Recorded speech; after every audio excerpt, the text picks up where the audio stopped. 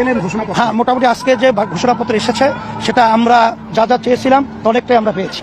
বিশেষ করে আজকে আমাদের অন্তর্বর্তীকালীন সরকারের প্রধান উপদেষ্টা সহ তাদেরকে আমরা ধন্যবাদ জানাচ্ছি, কারণ আমাদের বহুদিন পর্যন্ত একটা আকাঙ্ক্ষা ছিল জুলাই ঘোষণাপত্র।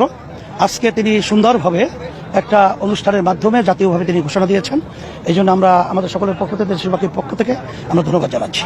তবে সাথে সাথে জুলাই এবং আগস্টে যে অভ্যুত্থান হয়েছে, যে আশা আকাঙ্ক্ষা নিয়ে, সেটা দেশ গড়া এবং ফ্যাসিস্ট দূর হওয়া, বিশেষ করে এ দেশের ভিতরে স্বাধীনভাবে যেন সবাই আমরা সুন্দরভাবে বসবাস করতে পারি, আমাদের আর মা যেন সন্তান হারা হতে না হয়, আমাদের দেশের টাকা যেন বিদেশে পাচার না হয়, আর আমাদের গুম খুন মিথ্যা কেসের মাধ্যমে হাজার হাজার লক্ষ লক্ষ ফ্যামিলি যেন নিঃস্ব না হয়, এবং আয়নাঘরের মতো একটা যেটাকে আইয়ামে জাহিলিয়াতের চেয়েও ঘৃণিত এবং ঐতিহাসিক এক অসভ্য এই ইতিহাস যেন বাংলাদেশের রচনা না হয়, আর চাঁদাবাজি, জালেম এবং জুলুমবাজ এরা যেন দখলবাজি না থাকে, এইটা বিশেষ করে অন্তর্বর্তী সরকার সহ সকলের কাছে আমরা রাজনৈতিক দল যারা রয়েছেন সকলকে আমরা উদাত্ত আহ্বান জানাচ্ছি।